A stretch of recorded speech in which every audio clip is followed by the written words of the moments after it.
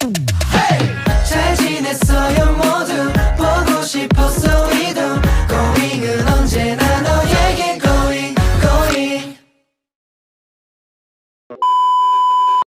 You should look at our learning objectives today.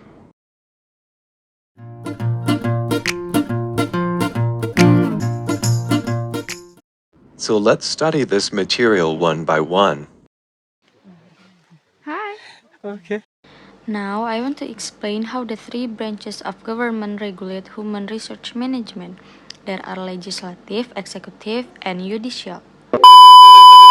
First, legislative branch, which consists of the two houses of Congress, has enacted a number of laws governing human research activities. And the second, executive branch, including the many regulatory agencies that the President oversees, is responsible for enforcing the laws passed by Congress. And the last is the judicial branch.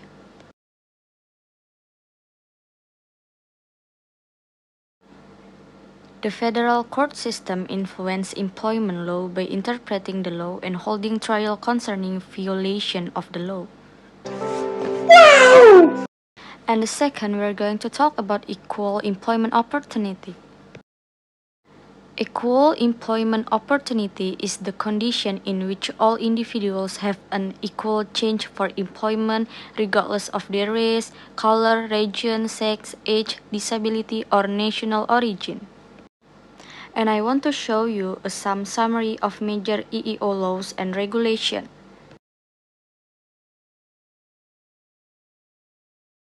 And the last is the government's role in providing for equal employment opportunity.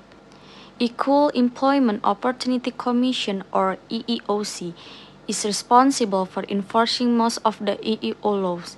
EEOC investigates and resolves complaints about discrimination, gather information, and issues guidelines.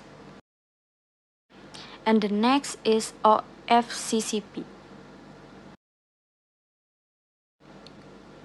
The Office of Federal Contract Compliance Programs, or OFCCP, is the agency responsible for enforcing the executive orders that cover companies doing business with the federal government.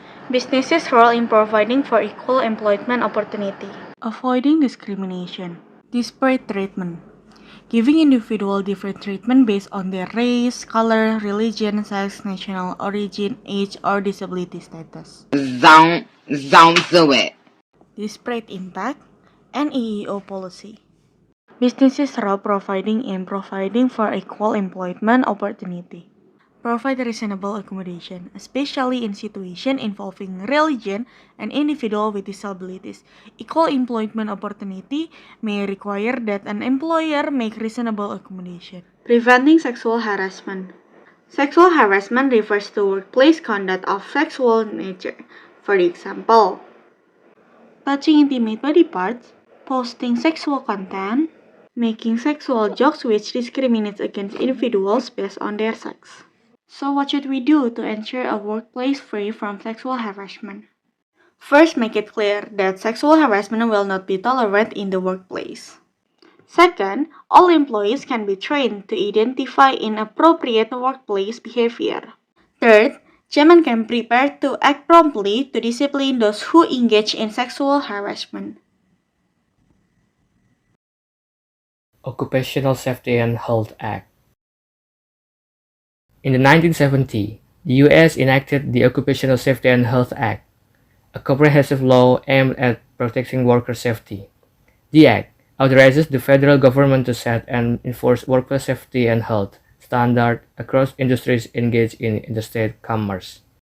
Today is a day when we can all be proud. The Congress can be proud. The Senate, the House, the Republicans, the Democrats, and of course the administration. The Occupational Safety and Health Administration, operating under the Department of Labor, is tasked with inspecting employers, implementing safety and health regulations, and imposing fines for non-compliance. The Department of Health is responsible for conducting research to establish guidelines for specific operations, as well as providing training to assist employers in adhering to the law. And this is the general and specific duties.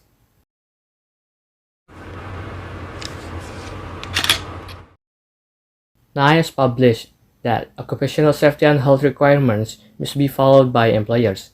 Workers in emergency response are susceptible to disease and injury, and prior catastrophes have not always adequately handled their health and safety. NICE collaborates with federal agencies to create guidelines.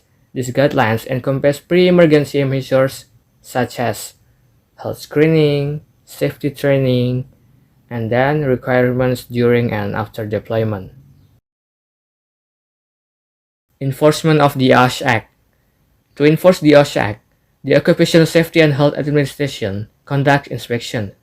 Upon arrival, OSHA compliance officers present their credentials to the employer, explain the purpose of the inspection, and outline the general procedures involved.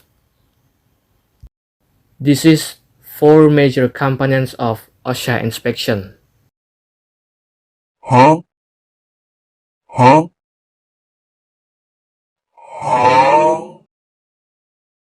Employee rights and responsibilities.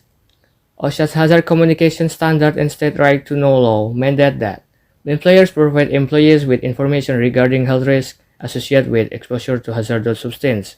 OSHA's hazard communication standard requires organizations to maintain material safety data sheets for chemicals that employees may be exposed to. And this is the impact. That's quite big. Impressive. The OSH Act has unquestionably succeeded in raising the level of awareness of occupational safety, yet legislation alone cannot solve all the problems of worksite safety.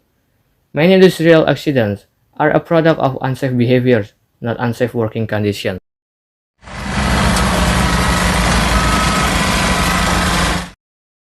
Identifying and communicating job hazards. There are 2 methods. The first one is job hazard analysis technique, and the second one is technique of operations review. Safety in workplace can be realized by reinforcing safe practices and promoting safety internationally. Element of surprise!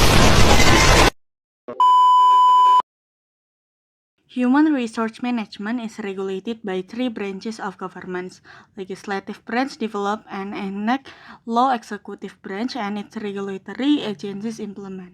The law's judicial branch hears cases related to employment and interprets the law. The Equal Employment Opportunity Commission, or we call it EEOC, is responsible for enforcing the most of the ECO laws.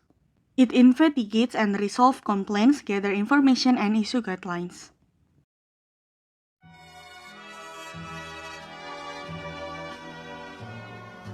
We'll meet again. Don't know where, don't know when, but I know